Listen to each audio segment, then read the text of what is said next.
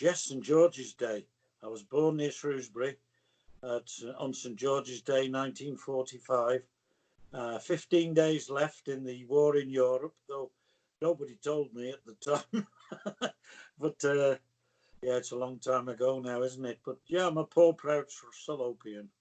John, you're unique in broadcasting. Your knowledge and your fantastic voice across darts, cricket, football, so many different sports. But just take us back to those early days in Shropshire, and then you moved to Manchester. That's right. Moved to Manchester at the age of 12, along with brothers and sisters, mum and dad. We were like the hillbillies coming from the countryside, yokels into the big city. And it was a massive change, as you can imagine. But yeah, I grew up in rural Shropshire, about 8 miles from Shrewsbury, and absolutely adored my childhood and still look back on it very fondly. Never forget your school days and the pals you played with, cowboys and Indians, and playing in the cornfields and scrumping apples and peas in the summer, and watching the village cricket team and the village football team. And that's where my heroes came from originally. My football hero was the village centre forward Rowley Wellings, and my cricket hero was Jackie Rothwell, the fast bowler. I thought that they should have played for England, when I was 7 and 8. And I used to watch my dad play cricket. My dad was a huge cricket fan and rugby fan, football to a lesser extent, but he played cricket, and I used to go watching him. And it was a rustic form of the game, but at the time, 7 or 8 years of age, it mattered not to me. Cricket was cricket and football was football. John, tell us about your move to Manchester, and of course you were taken to Manchester United, but you became a great Manchester City fan. Well, what happened was we moved up in 1957. As I say, I was 12. I'd been to a football ground. I'd been to Shrewsbury Town for a couple of years. They were the team that I began to support in the old 3rd Division South. I went to Wolves once and touched the sleeve of Billy Wright, of his shirt as he was coming out of the tunnel. That's another story. And we moved to Manchester when I was 12, and I wanted to be a United fan. The Busby Babes were obviously the big hits of the day, and I was going to spend my summer in Old Trafford at the cricket ground and my winter at Old Trafford in the football ground, although we actually moved to a place called Fallowfield, several miles from Old Trafford in South Manchester. And within 25 minutes walk of Main Road. And my best mate at school, I went to Chiltern Grammar School in Manchester. I spent 1 year at Wellington Grammar School in Shropshire. But my old mate Charlie Hadfield, whom I still see from time to time, he's a season ticket holder at City, and he dragged me along to Main Road one day. We beat Portsmouth 2-1, and that was it. I was hooked. I hadn't gone to Old Trafford at that stage. My first visit to Old Trafford, it's a very sad story, this, because in the first season that I watched City, I actually saw my first ever Manchester derby. It was the 28th of December, 1957. I was so thrilled to see the Reds as much as the Blues, who I'd probably seen about 10 times, because it was the first time I'd ever seen them live. And these wonderful characters were coming out of the tunnel at Main Road. Great names.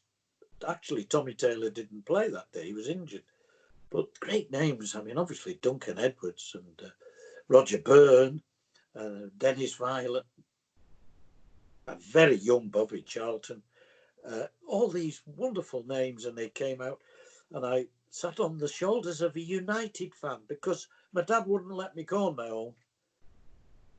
It wasn't tickets in those days. It was first come, first served, and everybody. Once the gates were closed, that was it. You were locked out. Well, there were 70,000 there that day, and my next door neighbour's son, he was 20, 21, big red, and he used to goad me over the garden fence, but all in good fun. And he said, "Are you going to the match on Saturday?" I said, "Dad won't let me go unless I'm with an adult." And he said, "Oh, you can come with us." So I said, "Well, have a word with my father," which he did. Dad said, "Yes, you can go with you, and no problem." So we went, and there was no segregation in those days. You just went where you went. And in fact, Lowry would have loved to have painted it. On a derby day, it was a mass of blue and red scattered all around the ground, everywhere, together. I'm not saying there was never trouble, but there was hardly ever any trouble. And anyway, I watched them fight out a pulsating 2-2 draw. Troutman was magnificent, tipped one from Charlton over the bar. Oh, it was a wonderful experience. And of course, 6 weeks later, so many of those United players had perished. I can't talk about that too much because I get upset. But I determined that the very first game United played after the Munich air crash, which was actually only 13 days after the disaster, they played Sheffield Wednesday in the FA Cup. It was obviously a delayed fixture at Old Trafford. And I found my way there from Fallowfield, a bus into town, and then another bus from there out to Old Trafford. And I didn't tell my dad I was going or anything. I just went, and I wanted to be part of that grief-stricken. It's all part of coming to terms with what happened, because it hit us all. Obviously, Manchester United and their supporters greater than anybody, but it hit everybody. John. Anyway, that was my first ever visit to Old Trafford. But yes, I became a City fan.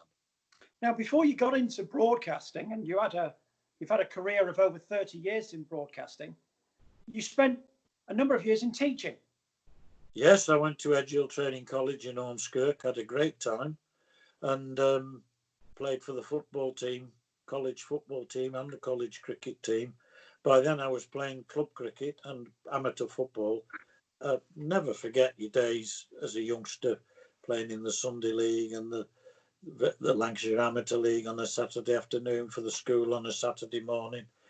And then when I went to college, I got involved in the sport there, had some great times, and ended up teaching. My first post was actually the junior school that Stan Bowles went to some years before I was there.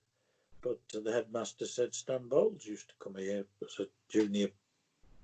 a junior school pupil in Moston in North Manchester, and I spent 20 years in education. But I'd already made a move. I'd been teaching for about 13 years. I started teaching in 1967, and I didn't get a particular job that I felt I should have gotten. I was really sort of down in the dumps.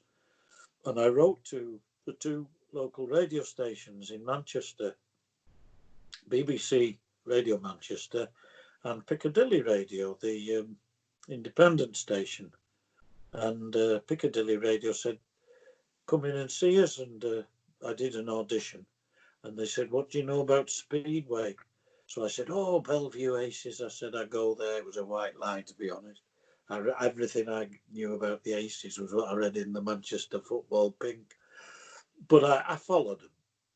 And Peter Collins had won the World Championship a few years before, and Chris Morton was the captain. They were legendary, aren't they, Bellevue Aces? They're part of Manchester as much as City and United.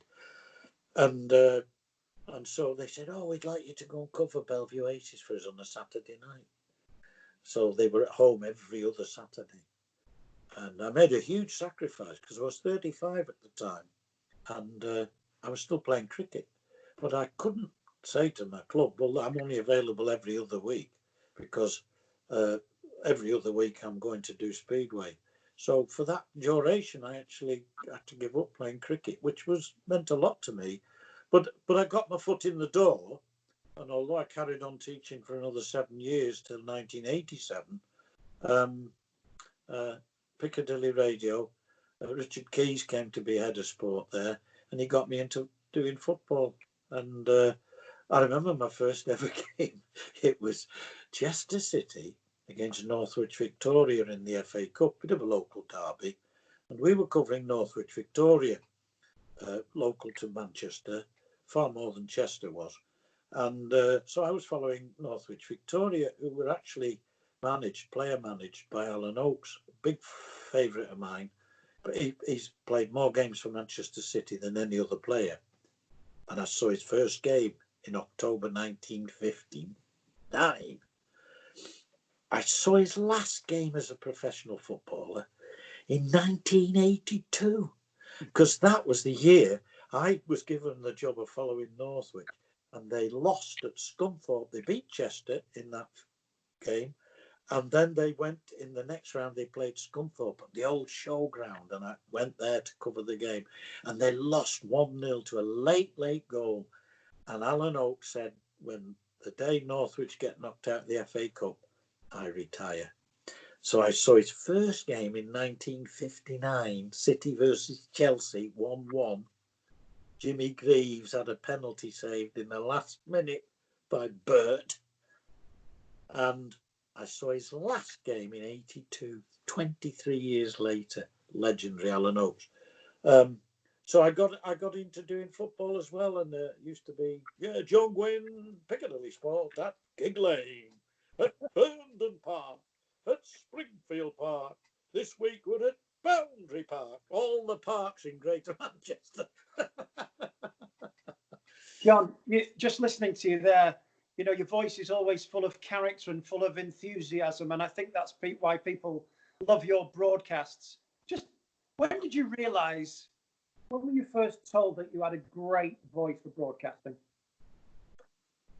Well, I was actually, when I was at college, I did a 2-year course in drama. And I was told then that I had a very good acting voice. And I fancied myself as a bit of a character actor, played all sorts of parts. And as part of our final, we had to do The Glass Menagerie by Tennessee Williams.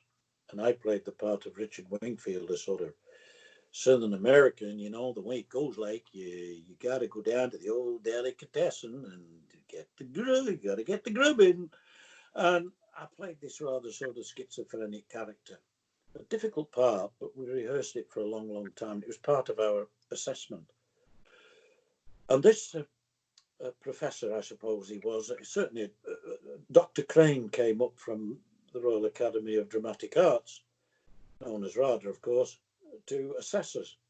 Now, not only had he assessed our performance on the stage the previous night, but he'd assessed our 2 years coursework, which in my case was, to say the least, lousy. And I dreaded my 20 minutes with this guy because I knew that my work was inadequate. It was poor.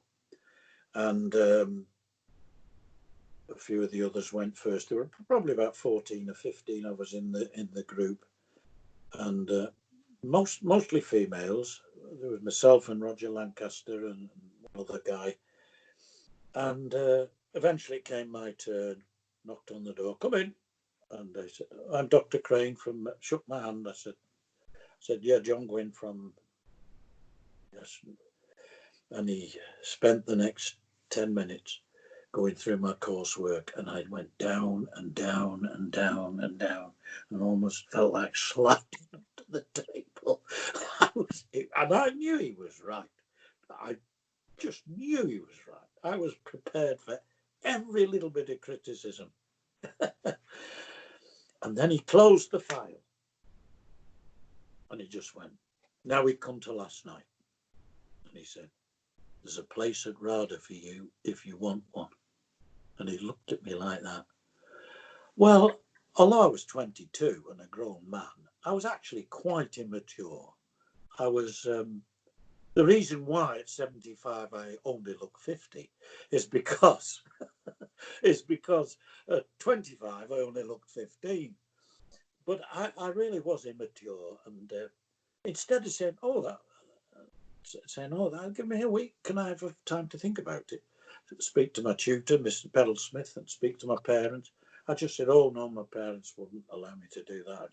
And because I was so keen on sport, football and cricket, I couldn't correlate my love of sport and the time that I committed to it, playing, to the time I would have to commit to an acting career.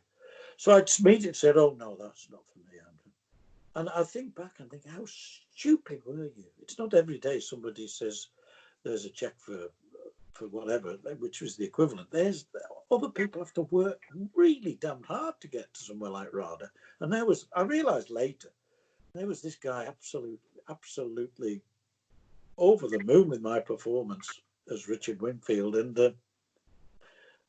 I turned it down. But so we could have seen John Gwynne on the stage as well as the screen. Yes, you might well have done, but nobody can be guaranteed success. Nobody knows whether you're going to make it or not. Of course, getting to RADA is one thing. Going on from there to making a successful career is another thing entirely. Although I don't think I'd have been short of parts, because, as I said, I do feel as though I could fit into most characters and become a character actor. And I'm pretty good at accents as well. Change my accent. And so I could have been, but I still went and did amateur dramatics, and I played various parts. And when I was a school teacher at Moston Brook High School, in particular, we did a couple of big drama things, and we did big drama nights. And we also I played. I watched it on television yesterday, Oliver, and I played the part of Fagin. And I think, what happens when I'm 70? Must come a time 70. When you're old and it's cold, and who cares if you live or you die? The one consolation's the money you may have put by. I'm reviewing diddle ding. And I remember doing this part. I was 30 years of age and thinking, I'm never going to be 70. 70 is so far in the future. I'm never going to be 70. And here I am, a couple of days of being 75. But I played the part of Fagin there. I sang it a bit better in those days than I've just done it. But I also, 2 years later, the most magnificent week of my life. It usurps any sporting story, whether personal or about City or Lancashire or England, was the fact that I played Tevye the Milkman in Fiddler on the Roof. And I know that the big song in Fiddler on the Roof is, if I was a rich man, all day long I'd pity bum. If I was a wealthy man, wouldn't have to work. And then he goes, I'd build a big tall house with rooms by the dozen right in the middle of the town. A fine tin roof with real wooden floors below. There would be one long staircase just going up, and one even longer coming down, and one more leading nowhere, just for a show. If I was a rich man. But there were some fantastic other songs in that production that have far, far more touching, emotional reactions on one. And I remember very fondly. I honestly, Chris, would say that week, playing Tevye the Milkman in Fiddler on the Roof, Moston Brook Boys High School, alongside Harper Hay Girls High School, neighbouring school, I rate that as the most wonderful week of my life. I do, really. Well, when you consider the things that you've done, John, that's quite incredible. I mean, we'll talk about now your 30-year plus broadcasting career. Of course, we know you from darts, cricket, football. Do you have a favourite sport as a broadcaster? It's a question that's always asked. Which sport do you prefer commentating on? It's not quite the same question, I know. And I always say, whichever one happens to be good. A bad game of football is not as good as a good game of cricket. And a bad game of darts is not as good as a good game of football. A bad game of rugby league is not as good as a good game of rugby union. You know, so, but I've always said, I love football. I love darts. I love, to a lesser extent, but both codes of rugby. But I'm in love with cricket. Interesting. The great W.G. Grace on my bookshelf there. I'm in love with cricket. And I used to do, I'll tell you a story now. This was actually a sad night because it's the night that Michael Jackson died. But I was speaking at a dinner alongside with Darren Gough at Northern Club in Liverpool, Crosby, North Liverpool. We were guest speakers. I think I went first, then Goffey.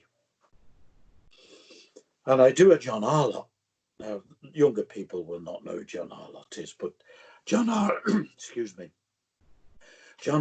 was the voice of cricket on BBC Radio for a long, long time, post-war up to his retirement in 1980. And John Arlott used to be my favourite commentator. I'm only sorry that I never actually met him, but he would go so. So here we are at Lord's, and England are 78 for 8 in reply to Australia's 603 for 4 declared. But no, never mind, all is not lost. He's still there after 4.5 hours at the crease. Jeffrey Boycott, 18 not out. And I did this John Arlott on this part of my dinner speech this night. And at the end of the night, this guy came up and he said, "Hey, mate," he said, "I just want to say, I closed my eyes," he said, "and I heard John Arlott better than John Arlott himself." He said, "You were great. Honest pal, like, you were great." And I felt 10 foot tall. This scouser comes up to me and tells a Mancunian that he's great at anything. Is nice. But the thing I remember about that night as well was Darren Gough showed me his phone. And he's a bit of a prankster, you know, Goffy. He showed me his phone and it had Michael Jackson is died. So I'm looking at it and I'm waiting for the punchline. And I sort of looked at him and said, "What's the punch?" He said, "No, it's true, real. It was like that for a bit. And then everybody else, all the people, the diners in this beautiful marquee at the Northern Sporting Club, Northern Cricket Club, got their phones out and they were all sort of, and for a few minutes it was quite a disturbed. I think we might even have had a break, and then we got back down to business. But yeah, I got on the dinner circuit. I did more emceeing than. You love your cricket, John. You love your cricket. Yes, I first started playing cricket when I was 16 for Whalley Range in Manchester, in the Manchester Association. I didn't play in the first team immediately, of course. I graduated to it eventually. But here's another. I love this story, even though it's not really about me. It's more about the other person. We played a team called Timperley. A good side, played in the Manchester Association near Altrincham there. And we were playing at Whalley Range, and they had a particular number 4 bat who could hit the ball. He was good. It happened to be called David Hurd, who happened to be the centre forward of Manchester United. Very good cricketer. In fact, his dad, Alex Hurd, played for City in the same team as Matt Busby for City. Anyway, in the 30s that was, but this was in the 60s. And I'm running into ball at David Hurd, like I think I'm about 17, 18. I'm running in like thinking I'm Freddie Truman. Past me like nobody's business. 4 runs. Come in again, the next one. Short. Pump through mid-wicket. Bang. 4 runs. He did this 3 times. And I just went, who told you I was a City fan? He laughed. Everybody in the field fell about laughing for a minute. Anyway, we got on with the game. The next one went over my head for another 4. But no, I love my cricket. Played for years, and actually, this is true. I've been hit on the legs by Joel Garner. I've been stumped by Farouk Engineer, and I've been hit for 4 by Mushtaq Mohammed. Not just David Hurd, Mushtaq Mohammed as well. Great Pakistan batsman, lovely man. I got to meet him a few times, and but I always say, and lesser players than them got the better of me as well over my period of time. But every dog has his day, and I once got a century, and I treasure that day. John, well, it's very interesting to hear about your absolute love and passion for cricket. But from my personal perspective, and I'm sure for many, we loved your voice behind the microphone at the darts. Tell me, in all of your years in darts, have you got a very special moment you could recall? Oh, the biggest moment was when Taylor played Barney in that final on New Year's night, the very last game at the Circus Tavern before they moved to the Alexandra Palace. And Dave Lanning and Sid started the final. The build-up to it was Barney had come across the PDC early in 2006. He was the king of the BDO at the time, and of course Taylor was impregnable. He was the master of the PDC, and Barney came over. It was post Dennis Priestley, post Rod Harrington, post Alan Warriner. So Taylor needed a new challenge, and certainly Barney gave him this challenge. And they had several memorable encounters through 2006, but it culminated in this final of 2007. And Dave Lanning and Sid started the commentary on the final on Sky, and best of 13 sets. So I was expected to go in and join Sid after about 5-6 sets, depending on the score. And Taylor went 3-0 up, and Barney hadn't hit a 180. He was lackluster, and suddenly he won a set, made it 3-1, hit a couple of 180s, and suddenly he burst into action. At 3-2, 3-1, 3-2, I moved. There was a break, a commercial break, and I moved into the box to replace Dave.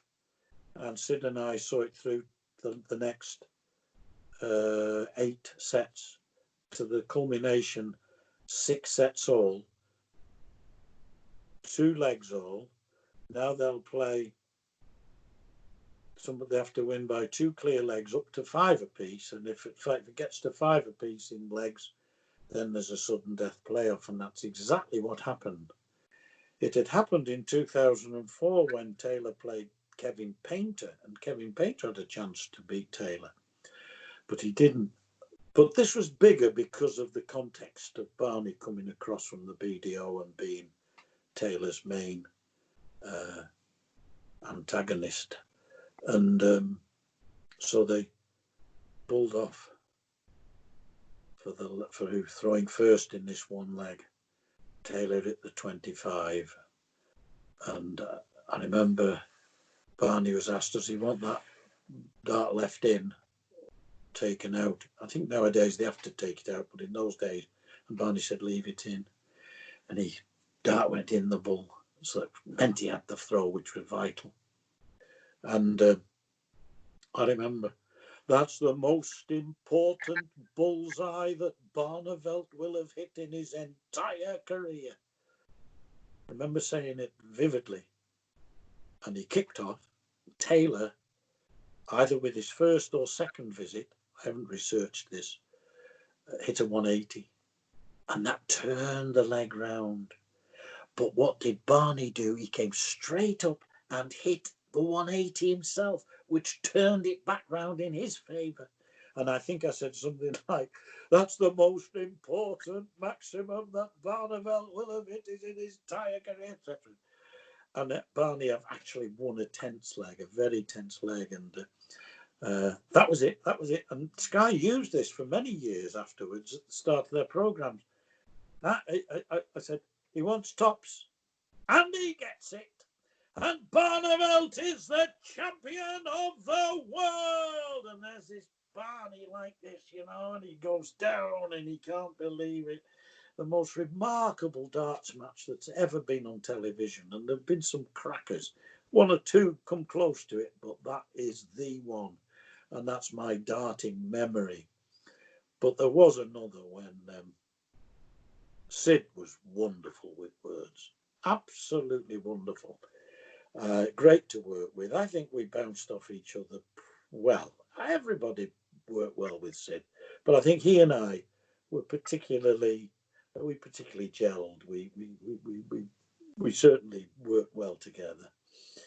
And I remember once we were delayed. We were commentating on the World Pairs at the Willows in Salford, just not far from where I live. And we were delayed. Alan Warriner was one of the players involved, the Iceman. And he was playing with Fran Lynch, his pal, his Lancashire colleague.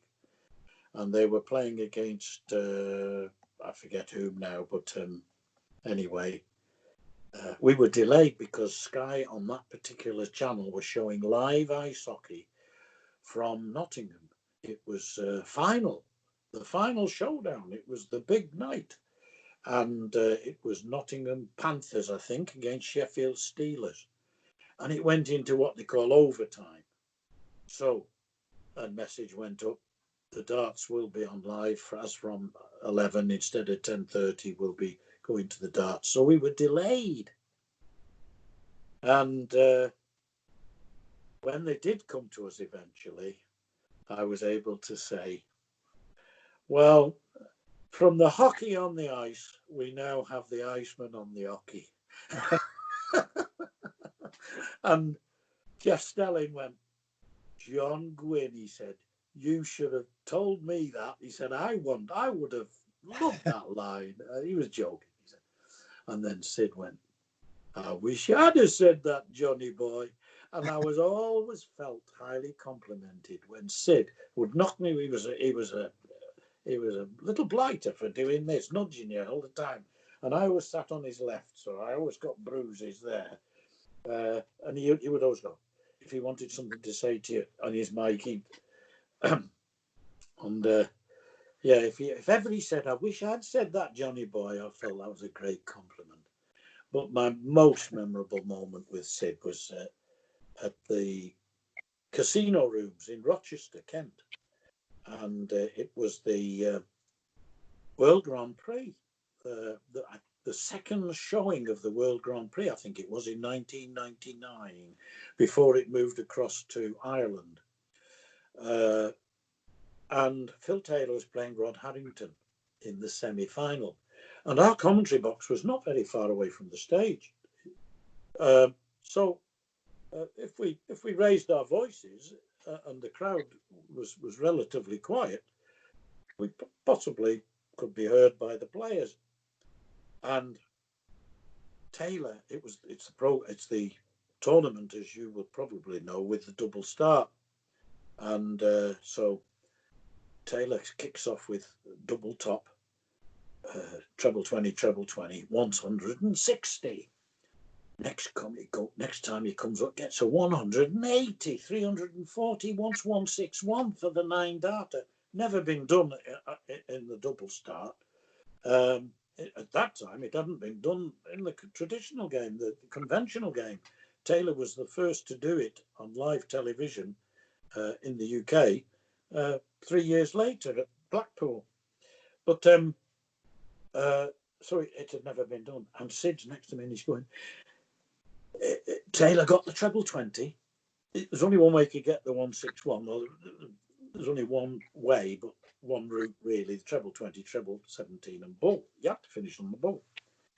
And so he gets the treble 20 and Sid goes, yes, he wants the treble 17. He wants the treble 17. He wants, and Phil Taylor can hear him. And Phil's standing back and Sid's like this. He's not looking at the screen. He's not looking at the out through the window at the stage.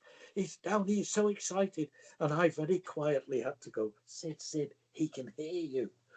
This was on air. He can hear you. So Sid then drops back off his chair. He's absolutely distraught. Drops his mic, falls back in, absolutely distraught. And I then have to continue a la Ted Lowe. So Taylor wants the treble 17. Yes, he's got it. Now he wants the bullseye. Oh, so close he hit the 25. By which time Sid was getting back up again. And Sid thought that he had denied Taylor the 9-darter. But Phil Taylor, so magnanimous, made it very clear soon afterwards that he hadn't. He said, Sid, I missed the treble 7. He said, I'm the one who missed the bull. He said, I still got the treble 17 after you stopped. He said, I still got it. He said, you didn't stop me getting the bull. He said, I missed the bull by millimetre, and that's the end of the matter. But Sid, for a time, was very upset about that. But I relate it now, and it's quite funny, actually. But I did notice whenever Sky replayed it, and if they ever do, they've cut out where I say, he can hear you, Sid. He can hear you. They actually cut that out. And I think it's lost something because of that. But yeah, I had 20 great years on the darts and made many great friends. I do a lot of MCing and have done over the years on the darts circuit. Some great nights with some, great. I still do some now. And the legends of the game are great friends of mine, and that's nice. It's nice. And that goes for cricket as well, where I covered Lancashire for 14 seasons. Did 7 Lords finals covering Lancashire. Some great moments. My favourite is 1996. Old Trafford, Benson and Hedges Cup semi-final. Might have been 95 actually. But anyway, Lancashire playing Yorkshire, semi-final of the Benson and Hedges. You can imagine. Absolutely packed Old Trafford, weather's good. Got a good day's cricket, 55 overs a side. But Lancashire got Yorkshire batted first, and they were something like around about 200 for 4 or 5. Richard Blakey was in, and Michael Bevan, Australian, good player, all rounder, and left-hander. And it rained, which was the worst thing that could have happened because there was a capacity crowd in, fervent roses, white and red rose respectively. And everybody wanted to see a finish, but we had to come back the following day. Well, again, there's about 17,000 at Old Trafford to see the culmination of the game. There's a fair amount left. Yorkshire had 4 more overs to go. We all expected Bevan to set about Lancashire. Well, actually, it was Richard Blakey who set about, the wicketkeeper. He scored 33 runs in those 4 overs, and Michael Bevan was virtually a spectator at the other end, and they ended up on 252 for whatever. So Lancashire start their innings, and they're going along. They're going along nicely, but then Neil Fairbrother and Warren Egg put in a nice partnership. And then when Harvey was out, Neil Fairbrother, 40 odd I think it was, he got a good knock. Chucky, we call him, obviously Chucky Egg.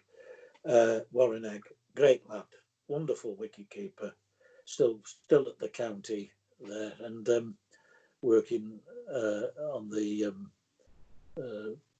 management side of the, not involved with the game, but involved in events. And he scored 80 odd, and it was his best one-day innings I'd ever seen him play. And Gary Yates and Ian Austin added a few. And Lancashire got closer and closer and closer, and they lost their last wicket. They lost their last but one wicket with 1 run to win. Sorry, 2 runs to win. And 1 ball left.